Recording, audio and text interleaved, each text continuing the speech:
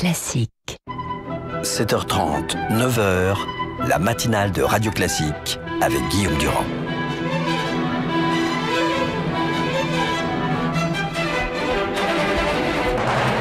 L'invité politique sur Radio Classique et LCI. Nous sommes avec Luc Châtel, donc l'un des responsables des Républicains ce matin. Tout à l'heure, c'est Pierre Laurent qui s'exprimait pour le Parti communiste et qui, d'une certaine manière, a soutenu ce qui s'est passé hier à Air France. Vous le savez, c'est une image qui traverse le monde entier, The Guardian, le Financial Times, le New York Times, dans les journaux au Japon. Je suppose que ce matin, vous condamnez ce qui s'est passé, mais il faut faire quoi exactement ? Et non seulement je condamne, mais je le dis ce matin sur votre antenne, c'est une honte ce qui s'est passé hier. C'est une honte vis-à-vis de ce qu'est l'histoire d'Air France, cette grande compagnie aérienne. C'est une honte vis-à-vis des personnels extrêmement majoritaires qui, eux, font des efforts pour se réformer. C'est une honte vis-à-vis des clients d'Air France.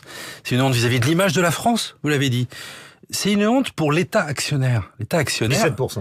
Mais l'État, il fait quoi, l'État actionnaire ? Il condamne Manuel Valls du Japon. C'est facile de condamner quand on a tergiversé depuis des mois. Enfin, excusez-moi, mais j'ai entendu le secrétaire d'État au transport nous expliquer que l'État n'était qu'à 17%. Excusez-moi, mais 17%, il y a des grands actionnaires qui dirigent des grands groupes avec 10% du capital. Il fait quoi l'État actionnaire dans Air France ? Monsieur Vidalis, il y a un an, arrivé à renfort de tambours et trompettes devant les médias pour expliquer que enfin la direction avait retiré le plan Transavia avec un sourire narquois, qui était le plan stratégique de développement de la compagnie. Et aujourd'hui, il nous dit, c'est pas ma responsabilité, c'est celle de la direction. Imaginez que vous soyez aux affaires, et que vous soyez en voyage au Japon, comme Manuel Valls, vous êtes Premier ministre, on va faire de la politique fiction. Vous faites quoi exactement quand vous rentrez ? Non, mais la vraie question... Il ne s'agit pas simplement de dire oui, c'est pas bien, etc., mais vous faites quoi ? La question, c'est d'accompagner, de soutenir un changement. Air France doit changer. Vous savez, je crois qu'il y a un certain nombre de salariés minoritaires chez Air France, mais qui occupent des responsabilités, qui n'ont pas compris que Air France pouvait disparaître. Swissair a disparu, Paname a disparu, la Sabena a disparu. La Air France peut tout à fait disparaître. Et ce matin, je vais vous dire, il y en a qui doivent s'appeler le champagne. On va distribuer le champagne gratuit dans les EasyJet aujourd'hui. Prenez EasyJet aujourd'hui. Les compagnies du Golfe, ils doivent ricaner ce matin. Donc, tout ça n'est pas responsable. Mais alors, comment vous expliquez ? C'est le pire de l'image de la France. C'est la France qu'on déteste voir ça. Et c'est une insulte pour tous les Français qui se modernisent, qui changent, qui innovent, qui travaillent et qui voient des gens qui donnent le sentiment d'être des nantis, qui voient provoquer et donner cette image dévastatrice dans le monde entier. Le grand argument de ceux qui soutiennent les violences, c'est de dire que de l'intérieur de la compagnie, le plan, qui ne sont pas contre des réformes, mais que le plan qui a été proposé est un plan inefficace, inutile et dangereux. Écoutez, moi je n'aime pas à me prendre pour le PDG d'Air France ce matin. Ce que je constate, c'est que les compagnies aériennes qui ont survécu sont celles qui ont compris que dans le monde, et c'est pas d'ailleurs uniquement la question du transport aérien, il y avait deux positionnements. Soit vous êtes sur le très bas coût, vous êtes sur le low cost, et là, vous êtes sur la compétitivité et le volume, soit vous êtes le très haut de gamme à forte valeur ajoutée. Le problème d'Air France, c'est qu'il a le sentiment d'être un peu entre les deux. Voilà. Donc si vous êtes entre les deux, vous prenez tous les coups. C'est comme dans l'hôtellerie aujourd'hui, c'est comme dans l'automobile. Que font les constructeurs automobiles ? Soit ils sont sur le low cost, et ils développent Dacia, soit ils sont sur le très haut de gamme, comme les constructeurs allemands. Mais Luc Châtel, il y a un aspect pédagogique dans le rôle politique que vous avez les uns et les autres, surtout quand on est dans l'opposition. On voit bien qu'en France, il y a un problème actuellement d'appréhension de la mondialisation et surtout de l'économie collaborative et surtout de cette compétition que vous venez d'évoquer, c'est qu'il y a un certain nombre de Français, je dis pas qu'ils n'en veulent pas, mais qui se sentent totalement désemparés dans cette situation, parce que tout est en train de changer. Vous avez entièrement raison. Les restaurateurs, ça change, les hôteliers, ça change. Raison. Pourquoi ? Ils se sentent déstructurés. Pourquoi ? Parce que moi j'en veux à un certain nombre de responsables politiques, de gauche essentiellement, mais aussi de ma propre famille politique, qui n'ont pas le courage d'expliquer la vérité aux Français. Voilà, le monde a changé. C'est fini les rentes, c'est fini le club fermé à laquelle la France appartenait, le G7 où on était intouchable. Aujourd'hui, tout le temps, il y a des pays qui émergent, il y a des compagnies qui émergent. Mais c'est pas nouveau. Si, c'est nouveau parce que c'est l'accélération. Je comprends que de votre point de vue politique, vous condamnez Manuel Valls, c'est votre droit le plus strict, mais ça a commencé bien avant l'arrivée de la gauche au pouvoir, et bien avant l'arrivée même de Nicolas Sarkozy au pouvoir. Je vous ai dit, Guillaume Durand, donc vous êtes des aveugles, vous n'avez rien vu venir. Je vous dis, je parle pas de je vous vous, disais à l'instant, Guillaume Durand, que je critiquais un état d'esprit courant à gauche, mais répandu aussi à droite. Voilà. Ouais. Moi, je ne cesse dans mes discours. De Paname ou des compagnies américaines, c'est pas nouveau. 3 ans. Hein. On est d'accord. Mais aujourd'hui, vous avez une accélération du temps et de la mondialisation. C'est quoi? C'est l'accélération du temps et de l'espace. Tout est possible en peu de temps. Ça veut dire qu'on peut émerger, ça veut dire qu'on peut disparaître. L'Allemagne était l'homme malade de l'Europe en l'an 2000. Elle est aujourd'hui le leader incontesté sur le plan économique. La France est aujourd'hui l'homme malade de l'Europe. Est-ce que la France doit faire disparaître son rayonnement économique? Je ne m'y résignerai pas. Je suis comme tous les gens qui regardent les programmes avec un certain nombre d'attention. Qu'est-ce qu'on trouve dans l'essentiel des programmes? La disparition, enfin la réduction du code du travail, les 35 heures, la suppression de l'ISF. Ok, d'accord. Pour un électorat de droite, c'est compréhensible et c'est même souhaité. Mais ce que vous venez d'évoquer, c'est-à-dire la mondialisation dans ses détails, l'économie telle qu'elle existe aujourd'hui, il y a quelque chose chez les Républicains d'intéressant? Je vais vous faire un... Ou alors ils vont regarder ce que font tous les grands patrons aujourd'hui? Non, nous ne regardons pas. Là où vous avez raison, c'est que les responsables... dans ce domaine. Elle existe. Nous sommes un certain nombre à appréhender ces questions, j'en fais partie, et à commencer à faire des propositions.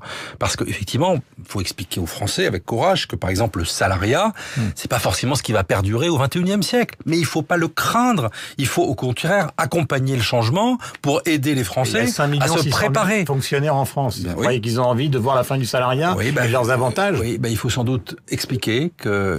nous le disons. C'est ce que fait Macron. Oui, écoutez, non, il le fait pas. Il le dit. C'est ce que suggère Macron. Oui, voilà. Vous avez tout à fait bien répondu. Il suggère. Nous voulons agir. Il y en a assez des discours. Toutes ces questions-là. Non, c'est pas un tabou. La France a 57% de dépenses publiques, l'Allemagne en a 12 points de moins. Je veux dire, à la fin, quand vous discutez avec des responsables d'entreprise, ils vous disent, on en a marre d'être en compétition avec des sacs de plomb sur le dos. Eh bien, 5,5 millions de fonctionnaires, oui, c'est un sac de plomb sur le dos. Qui a réduit, Guillaume Durand, on est dans l'actualité, là. Qui a réduit le nombre de fonctionnaires en France qui s'était jamais fait depuis 40 ans? Nicolas Sarkozy, moins 150 000. Qui est en train d'augmenter à nouveau le nombre de fonctionnaires? Plus 8 000 dans le budget qui est débattu en ce moment au Parlement, François Hollande et Manuel Valls. Donc il y a des discours d'un côté, il y a les actes de l'autre. J'ai beaucoup de questions, il nous reste 3 minutes, ça va être extrêmement compliqué. La grève des médecins, vous la soutenez. Est-ce que vous allez abroger la loi Touraine quand vous reviendrez aux affaires? Oui, nous pensons que cette loi est scélérate parce qu'elle remet en cause un des principes fondamentaux d'accès à la médecine, de liberté de choix, et elle fonctionnalise les médecins. Les médecins, ce sont des libéraux. En France, la force du système français. Pourquoi c'est un des meilleurs systèmes de soins au monde?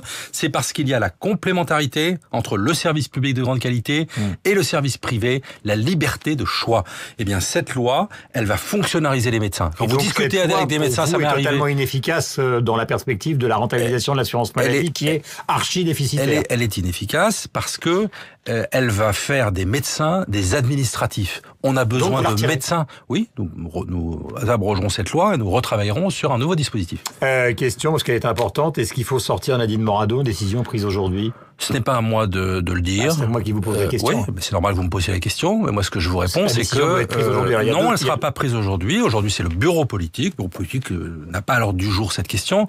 C'est la Commission nationale d'investiture qui se réunit demain et qui traite de la question des têtes de liste dans la région Grand Est. C'est elle qui est souveraine et c'est elle qui décidera. Mais pardonnez-moi, mais là, je comprends que vous défendiez l'organisation. Oui. Mais vous avez quand même un problème politique. Encore ce matin, Nadine Morano s'exprime sur une antenne. Je ne sais pas si elle va amender ou pas ce qu'elle a dit, mais ça peut durer longtemps d'attendre. Je vous dis pas qu'il faut le faire, hein, mais il y a un moment où peut-être qu'il faudrait accélérer le temps administratif et tenir compte un peu du temps du réel, c'est-à-dire le fait qu'elle continue. Je veux dire, je pense qu'on a trop déblatéré sur ce sujet. Ne comptez pas sur moi ce matin pour en rajouter. Moi, je veux pas la condamner, mais je veux dire, c'est une question de clarification pour les gens. Mais il n'y a pas une question de clarification. Il y a une question où est-ce que Nadine Morano représentera nos couleurs ou pas pour la Meurthe-et-Moselle dans la région Grand Est? Eh bien, la commission d'investiture tranchera demain. Contre ou pas? Voilà, la commission d'investiture tranchera demain. Vous me permettrez de donner mon avis à la commission nationale d'investiture. Mais pourquoi vous me le dites pas ce matin? Mais parce que je n'ai pas envie de rajouter sur cette espèce de chasse à l'homme, à la femme en l'occurrence, qu'on insiste depuis une semaine. C'est juste une question de clarification. Non, mais ça fait une semaine qu'on nous demande. Est-ce que vous pensez pas qu'il y a des sujets plus importants? J'ai pas dit le contraire. Est-ce que vous pensez par les sujets plus importants avant? Je reconnais, Guillaume Durand. Voilà, et c'est assez rare qu'on puisse parler des questions qui touchent à l'économie du futur. Voilà, je vous en suis gré, je suis ravi, et je reviendrai avec plaisir. D'accord, mais on peut considérer que c'est un peu une prudence, on ne sait pas pourquoi vous êtes prudent. Non, c'est pas une prudence, c'est simplement que je pense qu'il y en a assez de cette question qui n'intéresse pas les Français. Voilà. La dette de la Sécu, c'est 120 milliards. Alors l'assurance maladie et la Sécu sont des déficits colossaux. François Hollande s'exprime cet après-midi à 17h30. Là aussi, voilà un problème de fond. Pardonnez-moi, il reste une petite minute. Mais on fait quoi ? À part laisser la dette à nos enfants. Non, on laisse pas la dette à nos enfants. Il y a en matière j'ai été président de conseil de surveillance d'hôpital. Quand on est président de conseil de surveillance d'hôpital, on voit mieux la désorganisation. On voit mieux, excusez-moi, les gaspillages. On voit mieux les complémentaires. Qui existait à votre époque, si je puis dire. Mais je ne dis pas, je suis pas en train de vous dire c'était formidable sous la droite et la gauche c'est une catastrophe. Non, j'essaie d'avoir une vision objective, partagée de la situation pour y apporter des remèdes. Voilà. Donc oui, nous pensons qu'il faut améliorer, optimiser l'organisation comme on ne l'a jamais fait. Oui, parce qu'aujourd'hui, vous avez des nouvelles techniques, vous allez avoir l'hospitalisation à domicile, vous allez avoir les soins de suite, vous allez avoir la chirurgie ambulatoire, vous avez de nouvelles techniques qui font que, mécaniquement, on doit faire des économies. Là encore, c'est comme Air France. Si on change dans sa tête, et si on est capable, moi, ça fait des années que j'essaye, par exemple, de travailler sur un partenariat entre un hôpital et une clinique qui sont à 500 mètres. Voilà. Eh bien, dans la tête, il faut que les comportements changent pour qu'on y arrive. Sinon, on ne fera pas d'économie. Dernier point de l'actualité en 20 secondes, parce que nous sommes en retard et je m'excuse auprès de mes camarades d'LCI. Cette affaire quand même invraisemblable de la plaine Saint-Denis, le type qui a été relâché, qui est fiché S, avec les policiers qui demandent des explications, puisque l'un d'entre eux est entre la vie et la mort encore ce matin, à la garde des Sceaux. Est-ce que vous vous associez aux policiers dans cette affaire-là? Bien sûr, cette question telle que je la pose est téléphonée, on donne l'impression que je suis d'accord, mais est-ce qu'il y a un vrai problème quand même? Bien sûr, il y a un problème aujourd'hui de laxisme, il y a un problème de politique pénale qui donne le sentiment... Mais qui est laxiste, François Hollande? Madame Taubira et François Hollande, lapsus révélateur. Oui, laissez-le où il est, François Mitterrand, je crois. François Hollande, et déjà cette semaine, il y en a qui ne se souvenaient plus du nom du président de la République, moi je l'appelle Mitterrand. Ouais. Vous voyez, il marque les esprits. C'est la de chez nos confrères de RTL. Voilà. Non, François Hollande, évidemment est responsable, puisque c'est sa ministre, et je ne l'ai pas entendu démentir, je ne l'ai pas entendu aller à rebrousse-poil de la politique qui est menée par sa garde des Sceaux. Voilà. Donc oui, nous le disons depuis 3 ans, il y a une politique laxiste en matière de justice, et ça peut aboutir à des drames comme ceux d'hier. Merci beaucoup, Luc Châtel, d'être venu ce matin sur l'antenne de Radio Classique et de LCI pour traiter donc tous ces sujets qui sont ceux de l'actualité. Pardon, camarades d'LCI et amis d'LCI pour ces 30 secondes de retard. Et on retrouve Sophie Paolini sur l'antenne de Radio Classique. Bonne journée à vous, Luc Châtel. MMA